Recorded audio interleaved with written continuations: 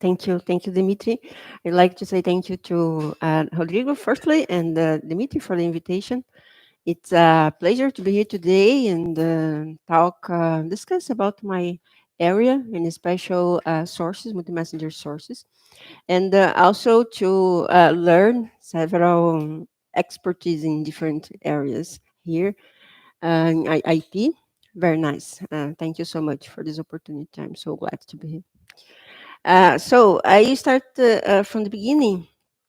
Over 100 years ago, Victor has discovered the cosmic radiation that radiation have in your atmosphere, and from that, today you know already several aspects of these particles, and in this talk, you discuss that the scientific progress that you made and are making in this area. Okay, here I'm talking about in the end of the electromagnetic spectrum when I talk about gamma rays and beyond, and I talk about the high energy particle, charged particles that you measure here. So this is the overview of my presentation. I start with motivation and the state of the art of this area, why this is important to study today. And I will discuss what you find in literature and beyond, what the people are doing in this area. Okay. And I discuss very briefly what I'm doing in special. I'm interested in this area. Of course, that this methodology is not only mine. I have collaborators and other people working with.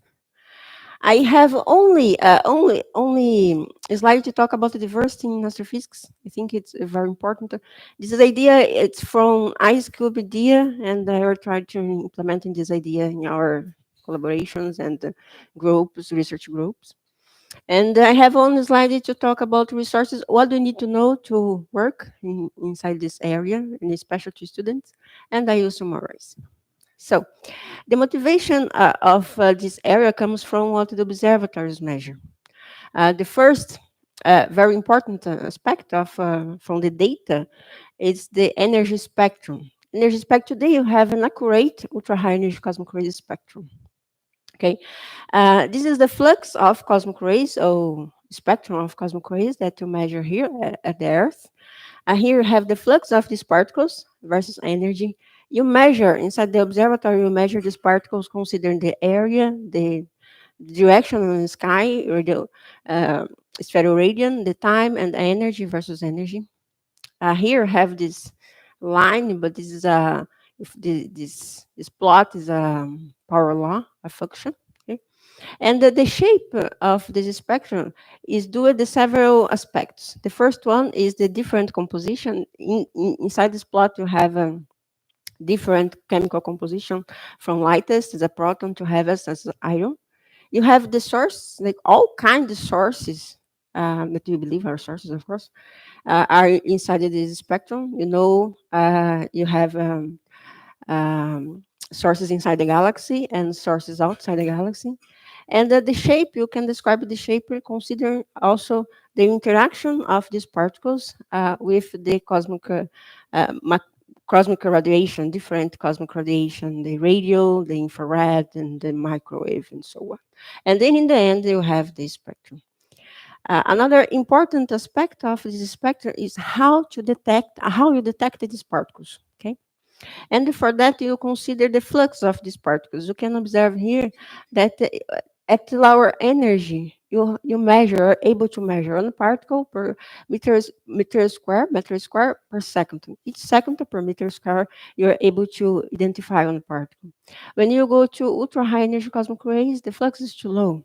And then you have one particle, it's medium, one particle per kilometer square per year. Okay, the flux is too low. And for that, the way you detect this particle is different. At low energy, you have the intensity flux and the detection is direct. When you go to ultra high energy cosmic rays, you have a too low flux, and then you needed the extensive shower. Here, the idea is the follows. You have the primary particle, father mother particles that collide at the top of atmosphere. And then you have the interact of these particles with the molecules you have in our atmosphere, in special nitrogen.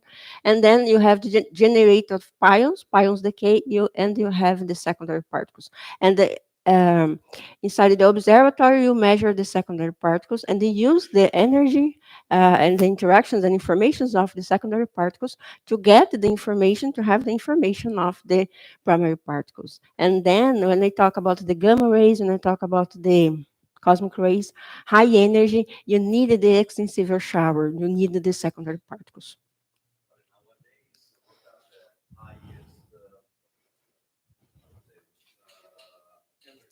High altitude.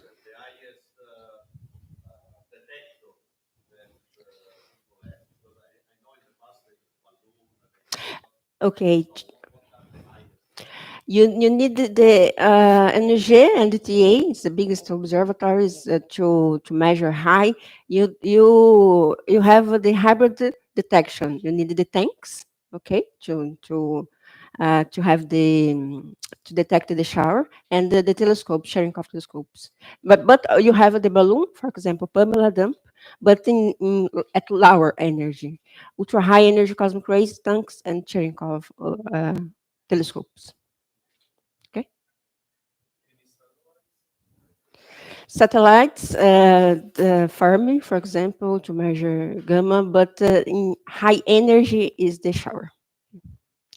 So this is a spectrum, another spectrum. Consider the chemical composition, okay, versus energy, and you can see that here you have intensity flux of hydrogen, helium, the lightest composition, and then you consider the heavy composition. You have the Chula flux, okay, and this is a very important result from Roger. You have here the spectrum versus energy, the flux versus energy, and you define the ultra high energy cosmic rays starting 10 to the 18. 10 to the 18 is ultra high. Okay, before is high. In the ultra high energy cosmic rays, here you have the fit of this spectrum, and you can see here several kind of composition of these particles.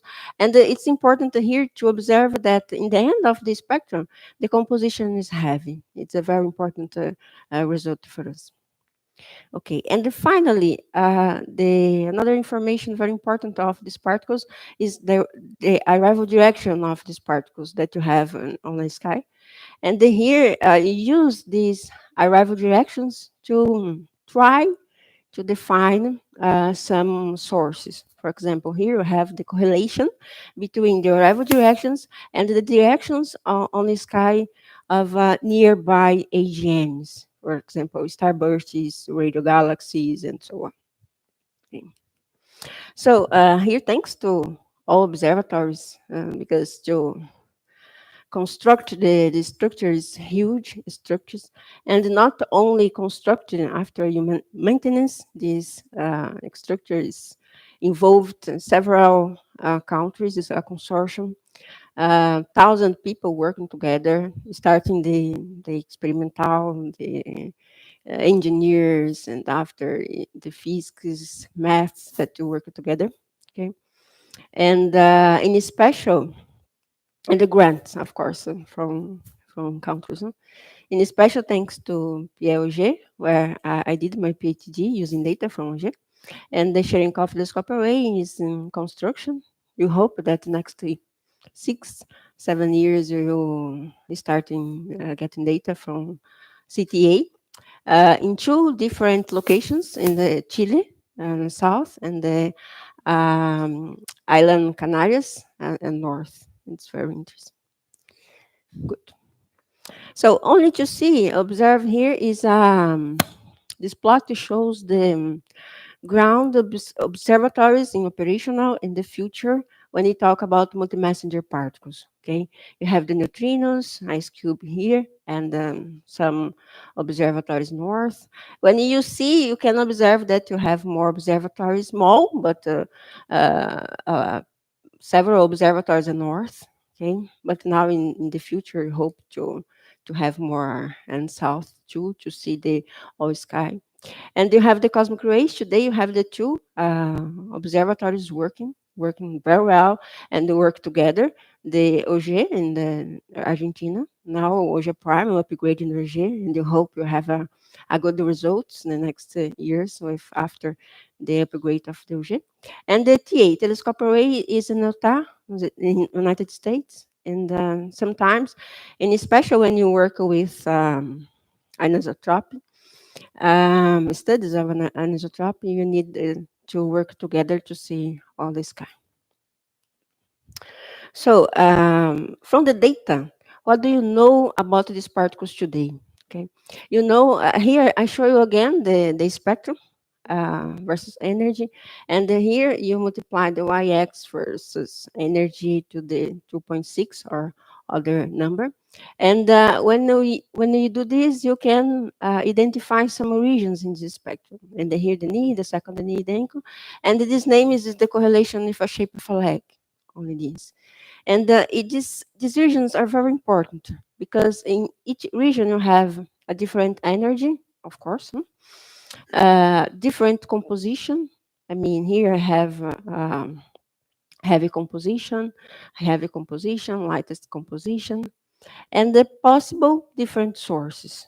I mean, the sources that accelerate particles around the knee is not the same sources that accelerate particles that you detect in this region, more energy. Okay. And in this region, lower energy, you know that these particles come from inside the galaxy. For example, supernova remnants. In the end of the life of the stars, you have the intensity flux of particles, and you can describe, of course, that you have several questions around the knee, because when you consider the supernova remnant today, you don't describe the knee, and then you have other kind of sources, but I'll describe this after. And then when you go to the ultra high energy cosmic rays, it's very interesting, this part around the ankle. You know that these particles come from outside the galaxy. Okay, this is a very important result from G 2017. That here you have they put here equatorial coordinates, the flux of these particles is starting 10 to the 18.5 eV. Okay, and you can see two different colors, blue and the red. The difference of these colors about the flux, it's about seven of the flux is about 7%. It means that in the red region, I have more intense the flux of these particles. The interpretation here is this line, dashed line, is the galactic coordinate inside the equatorial coordinate. It's our galaxy there. And this star asterisks here is the center of our galaxy. And one side you have the center of our galaxy, and another side you have the intensity flux of these particles.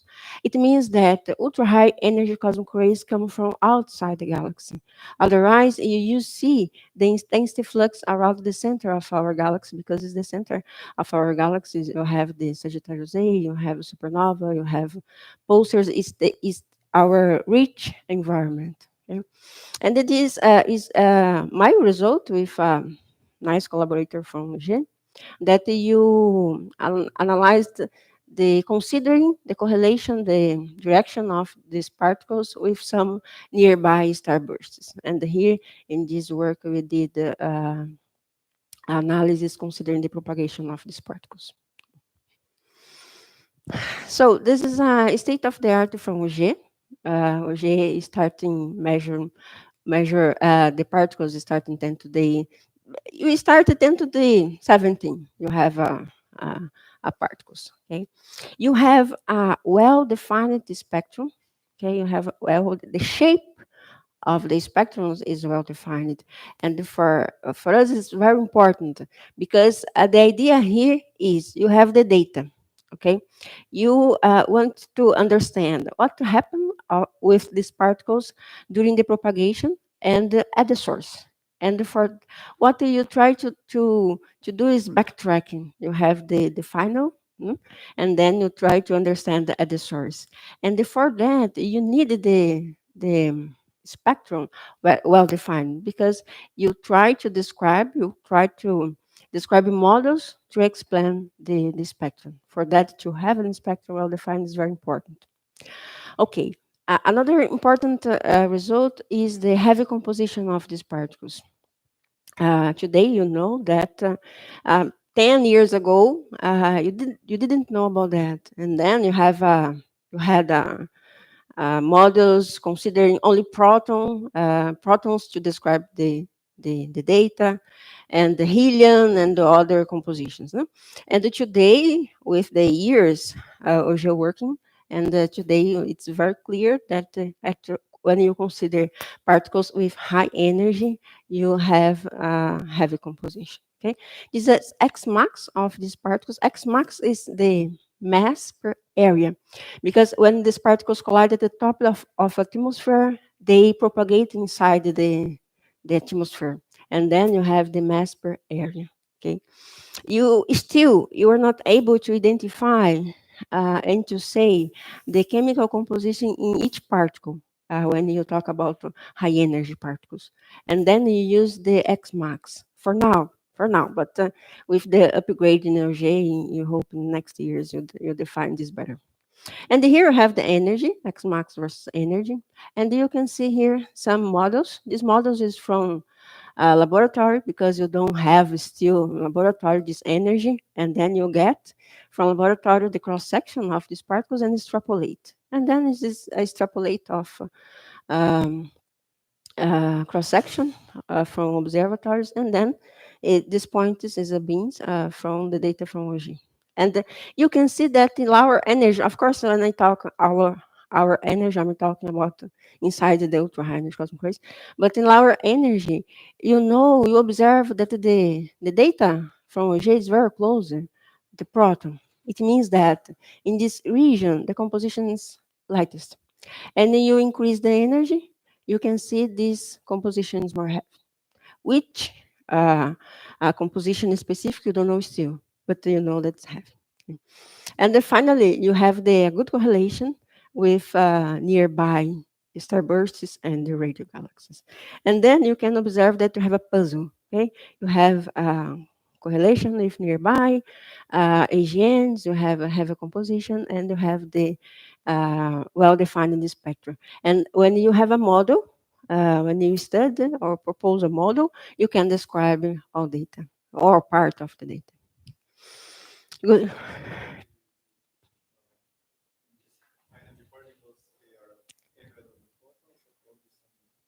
You have a, you have a protons, but until 10 to the 18.5. After is not proton more.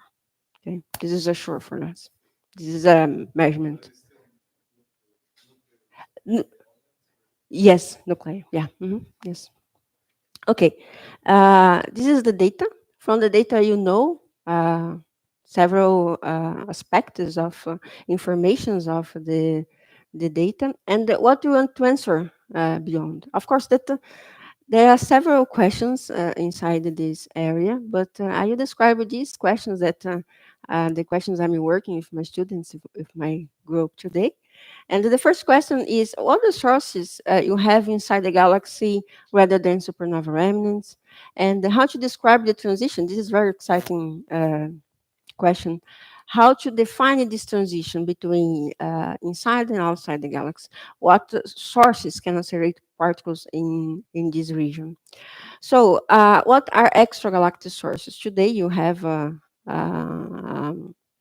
possible sources. You believe that nearby sources, AGNs, are sources of ultra high energy cosmic rays. But how to define? How to better define these sources?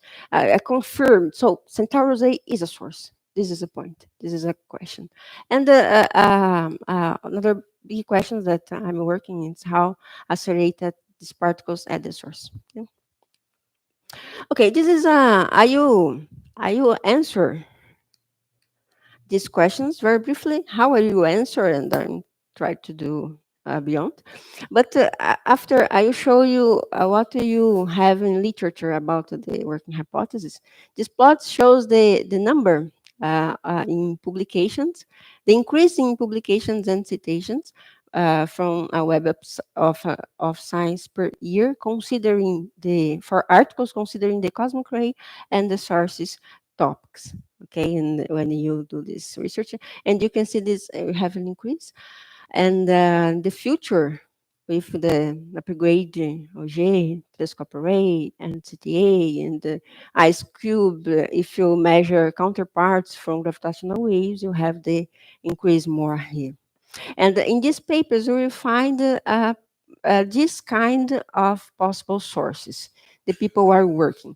And then inside the galaxy, people consider pulsar and nebula because you have the pulsar. Pulsar is very interesting because you have a compact magnetic uh, object, very compact, with a huge magnetic field, then can accelerate particles because the magnetic field can generate an electric field and then you reach environment to accelerate particles.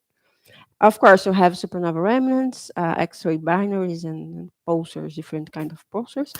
Outside the galaxy, people are considering looking for different kind of AGNs, short and long gamma ray bursts. I have colleagues that believe that the gamma ray bursts are sources of these particles, and the starburst galaxy. Starburst is very interesting because you have stars, you have AGNs, galaxies with intense star formation with inside this star formation you have a bubble, a super windy bubble. It's a rich environment to accelerate particles. So here I did the same. It's the same idea, but to consider only the galactic cosmic ray and the sources as a topics. Okay, and you can see the increase. And here you have the candidates for galactic cosmic ray sources.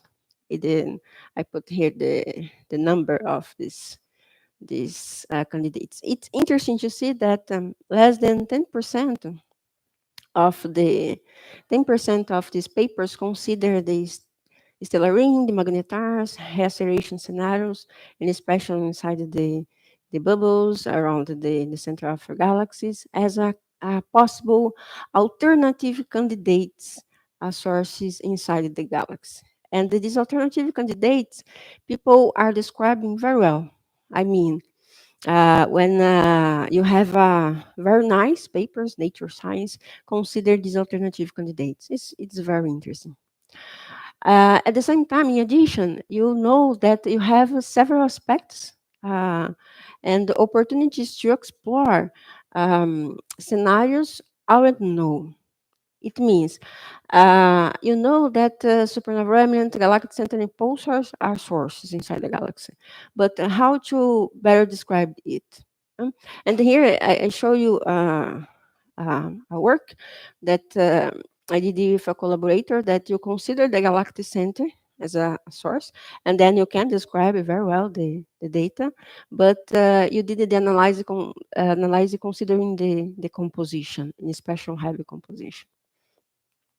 So now you describe very briefly how you answer and are considering beyond. What sources you have inside the galaxy? Mm. And then today you are considering the supernova remnants, pulsars, and the galactic center.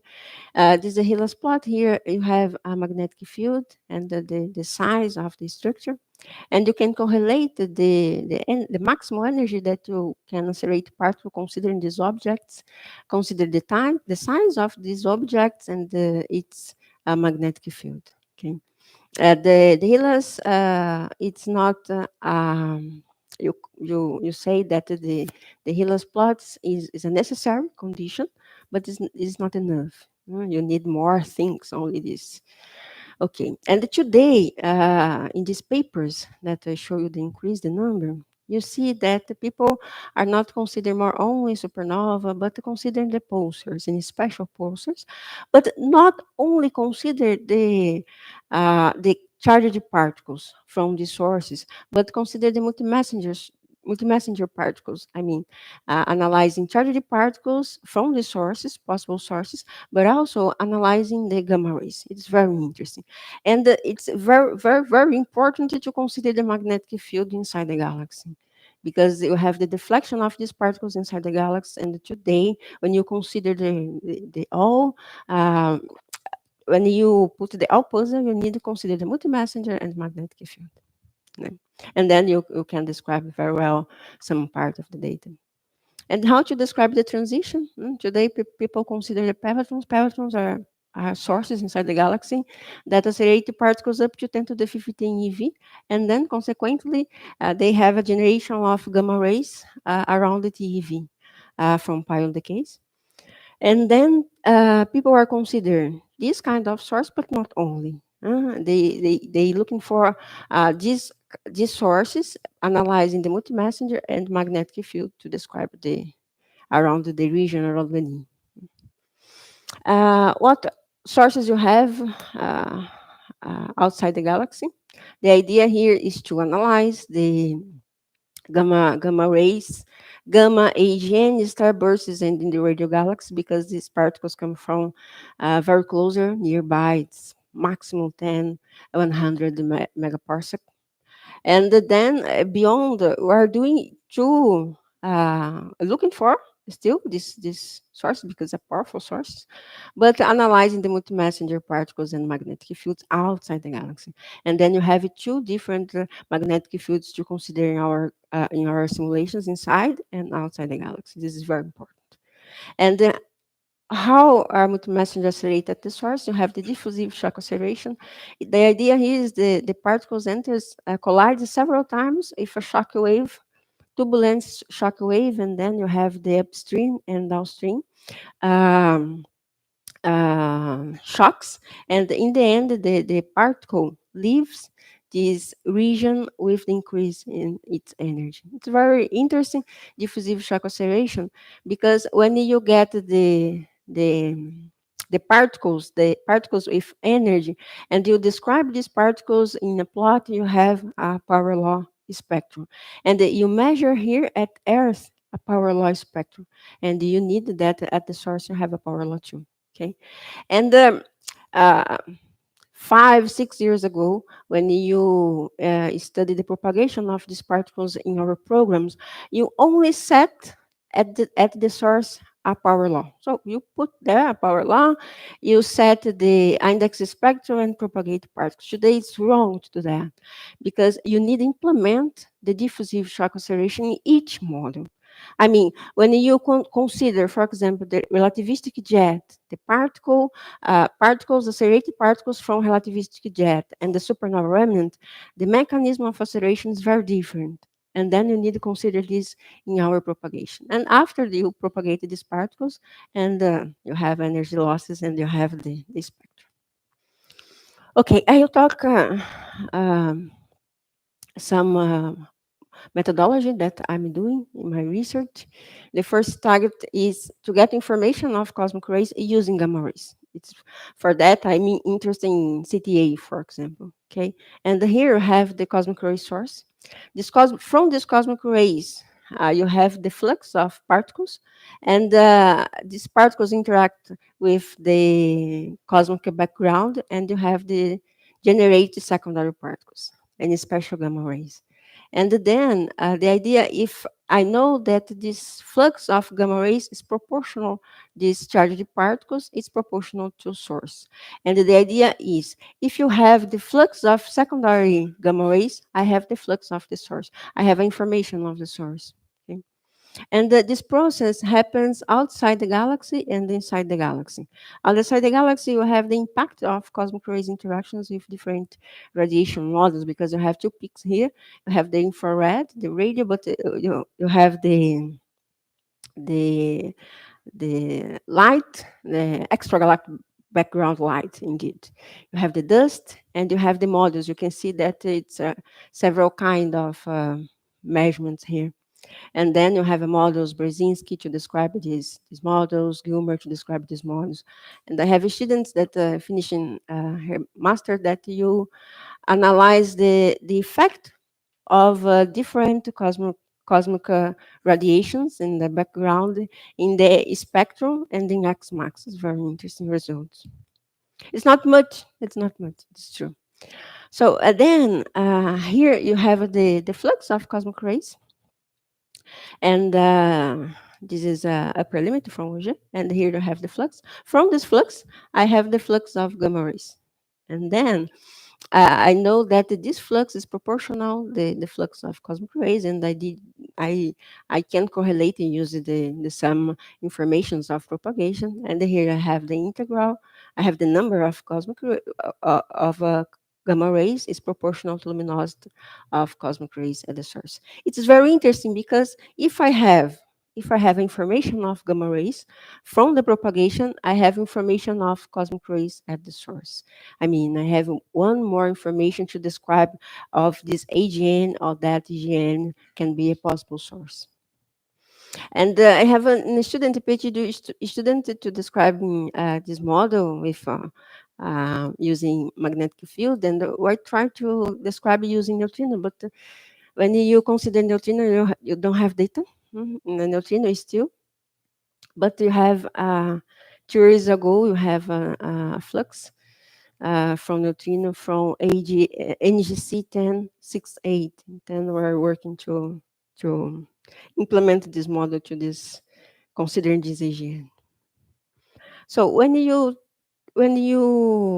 consider the galactic, in galactic, inside the galaxy, you have alternative sources. It is very interesting alternative sources, and I try to describe the knee region, consider these alternative sources.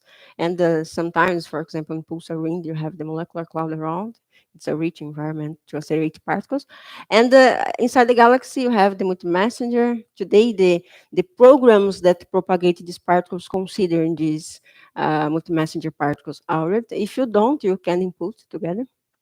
And magnetic field, you have a nice model of galactic magnetic field. It's from Johnson Fahar. It's a collaborators from UG.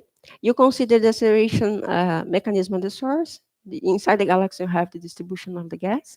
You need to consider this, and the anisotropic diffusion when you have the magnetic field, turn on the magnetic field. And the idea here is to consider all, is to get all considerations to describe the around the knee. Okay. Outside the galaxy, you have, I'm working with relativistic jet with a nice collaborator from Luca Leuven.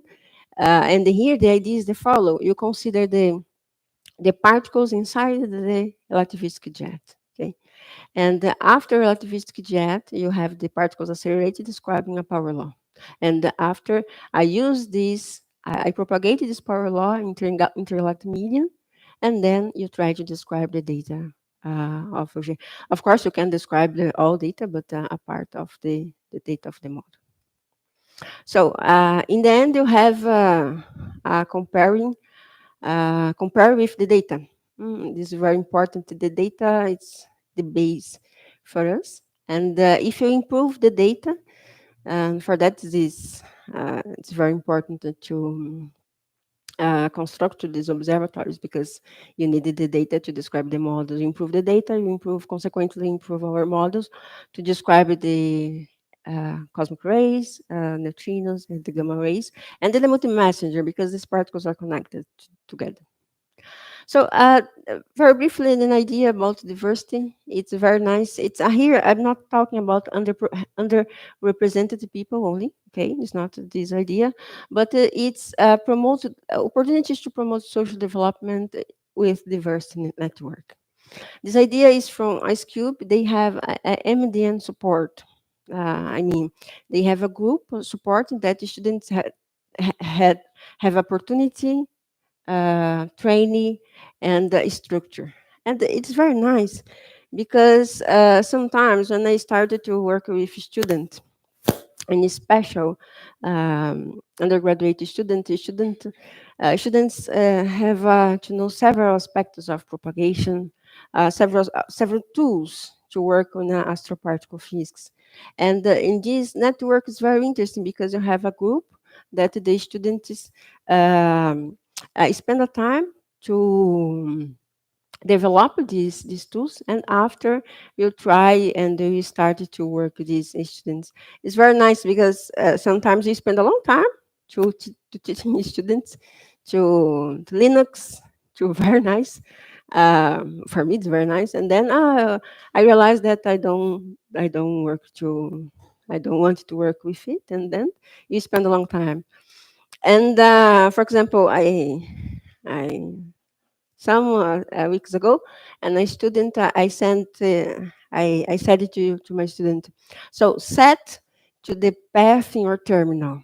Okay, and after install the program, and you discuss after, and the student said, Rita, is not working. And I see the student was writing on the terminal, type to the path to the terminal, write on the terminal, and then, oh, okay, you don't know, you don't understand, and okay, no problem, let's start from the beginning. But it's a long time, and I think it's a good way to support the students together, because integrate the students between them and after the work. It's a idea. You can implement this idea. You try to implement in my group, because I have a medium group, and inside the collaborators too. Inside the OG, you have this networking, and it's very nice. It's very useful.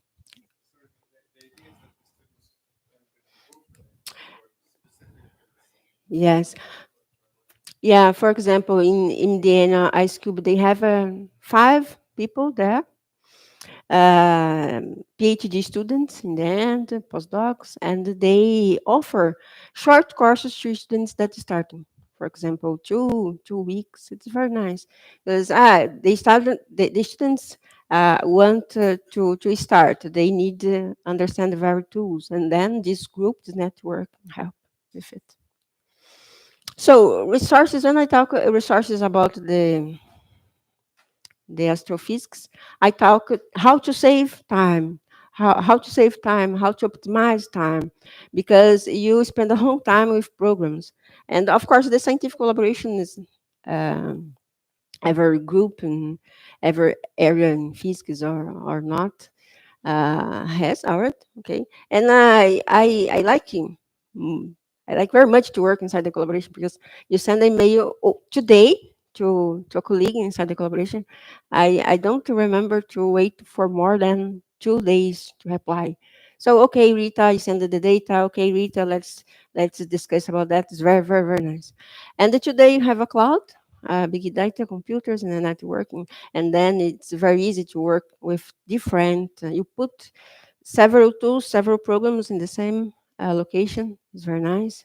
And open source, and the data science, development, efficient, predictable.